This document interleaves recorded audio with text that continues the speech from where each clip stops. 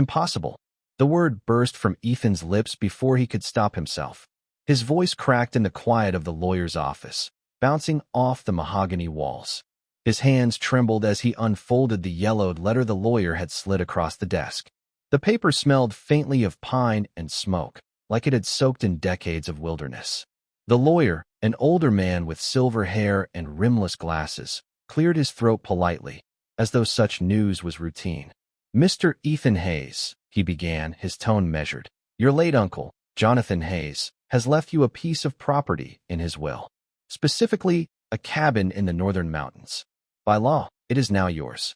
Ethan blinked, reading the words again and again, but they refused to make sense. Jonathan Hayes. His uncle. A ghost of a name from his childhood. Ethan barely remembered the man. Just vague stories whispered at family gatherings about the eccentric hermit who chose trees over people. Someone who had cut ties with the world decades ago. A cabin. Ethan repeated, his voice flat. Yes, remote but structurally sound. According to records, it was well maintained. Ethan slumped back in the chair. His mind spun. He was 23, a broke college graduate drowning in student loans, job rejections piling up like unpaid bills. The most valuable thing he owned was a secondhand backpack. And now, out of nowhere, he was the owner of a cabin? A cabin in the wilderness sounded like something out of a ghost story. Lonely, cold, maybe haunted by squirrels. But what choice did he have? He couldn't afford rent next month. His fridge was nearly empty. He had nothing left to lose. Where exactly is this place? Ethan asked carefully. The lawyer slid over a faded map. A winding trail disappeared into green marks of mountains. At the very end, a small X marked the spot. It's about a day's hike from the nearest road. Isolated. You'll need to follow the path carefully. Ethan nodded numbly, folding the map and tucking it into his jacket pocket. His uncle's cabin. His now. The weight of the words felt unreal. 2 days later, under a gray autumn sky, Ethan set out. His old sneakers crunched over pine needles, his breath puffing white in the chill. He carried only his backpack stuffed with water, a flashlight, and a single change of clothes. The trail twisted endlessly through towering trees. Birds chirped overhead, but otherwise, the forest seemed too still, as though watching him. His muscles burned, but something, curiosity, desperation, maybe destiny, pulled him forward. And then he saw it. Through a clearing of pines, the cabin rose out of the forest like something out of another world. Tall logs stacked strong and proud, a stone chimney curling smoke into the evening air. Its windows glowed faintly with warm light. Ethan froze. His heart hammered. The cabin wasn't abandoned. Someone was already inside. The wooden door creaked open before Ethan could even raise his hand to knock. And then his breath caught. Standing in the doorway wasn't some dusty caretaker or reclusive squatter. It was a woman. No, not just a woman. She was stunning, almost unreal. Her dark hair tumbled in loose waves over her shoulders, catching the glow of the firelight behind her. Her eyes, amber, almost golden, fixed on him with the kind of intensity that made him feel stripped bare. "You must be Ethan," she said smoothly, her voice low and steady, like she'd been waiting for this exact moment. Ethan's mouth went dry. Yes, that's me. I think this is supposed to be my cabin." Before she could answer, another figure appeared from deeper inside. This one was blonde, her hair a cascade of sunlight, freckles dusting her cheeks. Her grin was mischievous, like she'd just been caught telling a joke. Well, she teased, leaning against the doorframe. "Looks like the heir finally showed up." Ethan blinked. Heir. And then there was a third. Taller, more statuesque, her movements deliberate.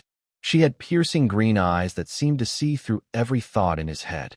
Unlike the others, she didn't smile. She simply watched him, unreadable, her presence commanding without a word.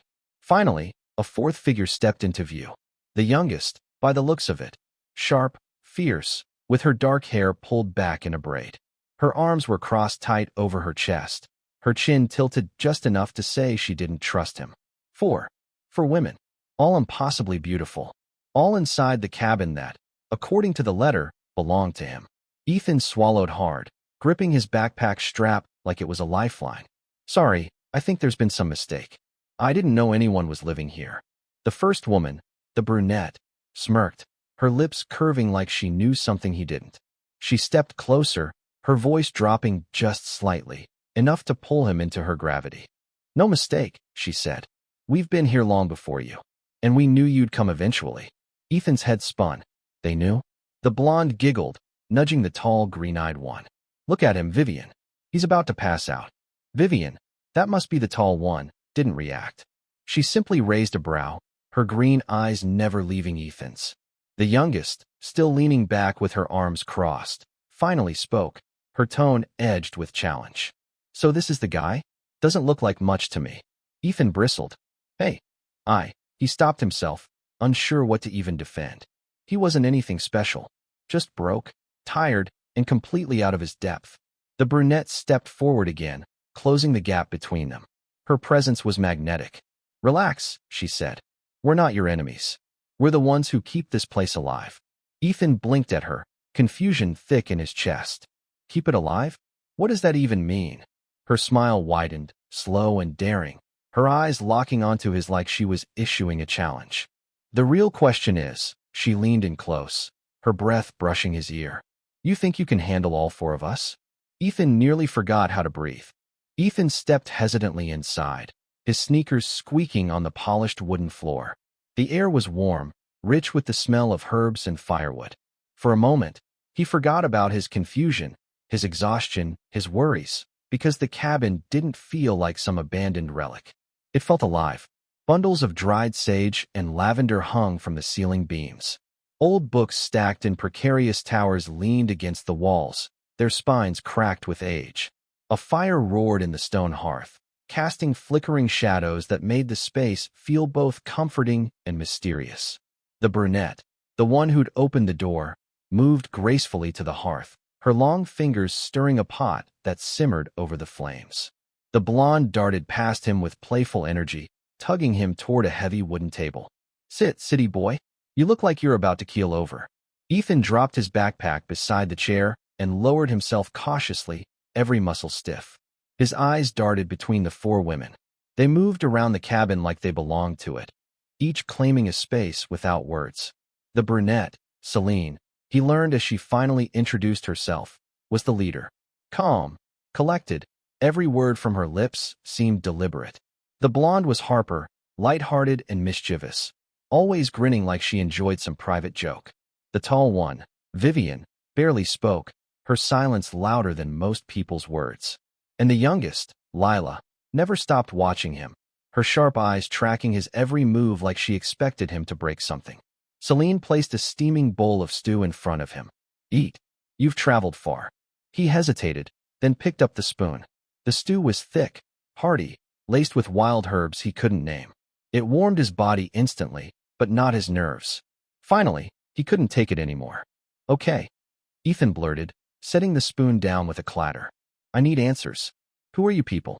And why are you living in my uncle's cabin?" Silence stretched, broken only by the crackle of the fire. Then Celine's amber eyes flicked toward him. "Your uncle wasn't just a recluse," she said softly. "He was a guardian." Ethan frowned. "Guardian? Guardian of what?" Vivian finally spoke, her voice low and measured. "Not what. Where. This cabin sits on land that hides something powerful, something people would kill for." Ethan's stomach twisted. He wanted to laugh, to dismiss their cryptic words, but the gravity in Vivian's voice made it impossible. Harper leaned across the table, grinning. "Congratulations, genius. You didn't just inherit a cabin. You inherited us, the protectors who've kept it safe all these years." Ethan nearly choked on his stew. "Wait, protectors? Protecting what? Or who?" That's when Lila finally spoke. Her voice was sharp, cold, but steady. "The question isn't what we're protecting." She leaned forward, her piercing eyes locking onto his. "It's who." The room seemed to shrink around him. Ethan's chest tightened. The crackling fire felt louder, closer. His uncle's letter suddenly felt heavier in his memory. And for the first time, Ethan wondered if he had inherited something far more dangerous than a cabin. That night, the mountains rumbled with a storm. Thunder rolled across the peaks, deep and growling, as if the sky itself was warning him. Ethan lay awake in the narrow bed they'd given him, staring at the wooden ceiling beams. His mind spun with everything he'd heard: guardians, protectors, his uncle's secrets. It was too much, too fast. But then he heard it. Whispers. Not inside the cabin. Outside, in the trees. He sat up, heart pounding. At first, he thought it was the storm, the wind twisting through the branches. But no, the sound was too deliberate, too hushed. Like voices. Curiosity, or maybe fear, pulled him from bed. He grabbed his flashlight and crept onto the porch. The cold night air slapped his face, sharp with pine and rain. Lightning flashed, illuminating the endless forest. And that's when he saw them. Eyes. Dozens of them. Glowing, yellow, unblinking, scattered across the tree line like embers in the dark. His stomach dropped. They weren't human. "Celine!" he shouted, his voice cracking. The response was instant. The cabin door flew open, and the women rushed out, their presence transforming the night. Harper appeared first, a bow already strung in her hands, arrows glinting silver in the stormlight. Vivian followed, gripping a long staff that pulsed faintly with blue light, humming like it was alive. Lila slipped out last, twin blades gleaming as she spun them effortlessly, her expression cold and focused. And Celine raised her hand, chanting words that didn't belong to any language Ethan knew. Her eyes glowed faintly, her voice weaving through the thunder. The forest erupted. From the shadows lunged creatures. Wolves, but not of flesh and blood. They were twisted, smoky things, their bodies shifting with every step, claws flashing, teeth dripping with black mist. They charged the cabin like a tidal wave. Ethan froze. His flashlight shook in his trembling hand. What are those things? Harper loosed an arrow, and it struck true. One beast dissolved into ash before it even hit the ground. Vivian swung her staff in an arc, and a ripple of energy exploded outward, knocking 3 creatures back in a burst of blue light. Lila moved like lightning, blades cutting through the smoky forms, every strike sharp, precise. Celine stood tall at the center, her chant rising, threads of golden fire spiraling from her hands to hold back the horde. Ethan stumbled backward as one of the creatures broke through. It lunged at him, jaw snapping. Panic surged. He had no weapon, no training, only a branch that had snapped off in the storm. Instinct took over. He grabbed it, swung with everything he had. The branch cracked against the creature's skull, and to his shock, the beast exploded into mist, vanishing into nothing. His chest heaved. His hands shook. But he'd done it. He'd fought back. The battle ended as suddenly as it began. The last of the shadow wolves dissolved, retreating into the stormy forest. The silence that followed was deafening, broken only by Ethan's ragged breathing. Celine stepped toward him, calm despite the chaos, and laid a hand on his shoulder. Her touch was warm, grounding. Her eyes met his with something like approval. "Not bad," she said softly. "For your first night." A small, knowing smile touched her lips. "Maybe. You really can handle us." Ethan's heart thundered louder than the storm. By dawn, the storm had passed. The forest glistened with dew, and the mountains loomed calm and ancient, as if the night's battle had been a fever dream.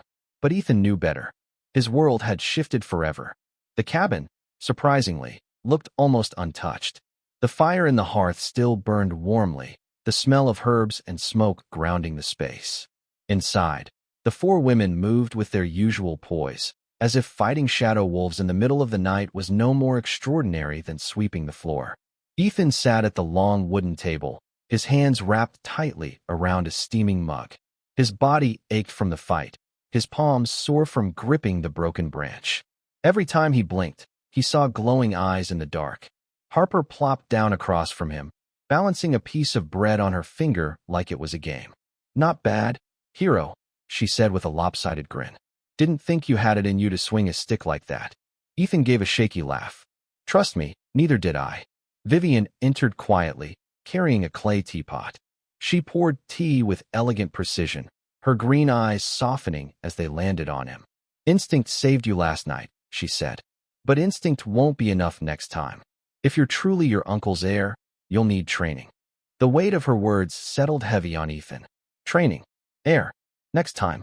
He wanted to deny it, to push all of this away, but the memory of those creatures still clung to his skin. Pretending none of this was real wasn't an option anymore.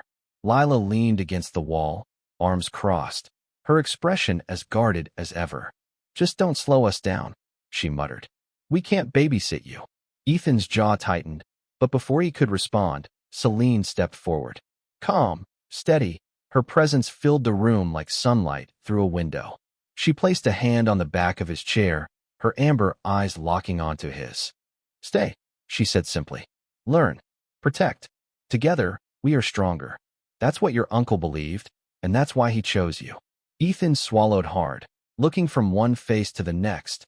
Harper's teasing smirk, Vivian's quiet resolve, Lila's wary gaze, and Celine's unwavering confidence. These weren't just strangers. They were warriors, guardians of something larger than himself.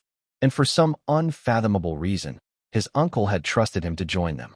He thought about his old life, empty apartments, job rejections, endless bills. A life defined by survival, not purpose. Here, in this cabin surrounded by secrets and danger, for the first time he felt the faint spark of belonging. A slow smile spread across his face. He set down his mug, straightened his shoulders, and said the words with steady conviction. "All right, I'll stay. Let's see if I can handle all four of you." For the first time, even Lila's stern expression cracked into the hint of a smirk. Harper let out a laugh. Vivian gave the barest nod of approval, and Celine's lips curved into a knowing smile. Outside, the forest whispered, carrying with it unseen dangers and untold mysteries. But inside the cabin, Ethan had found something he never expected, an inheritance not of wood and stone, but of family, power, and destiny. And his story with the four guardians had only just begun.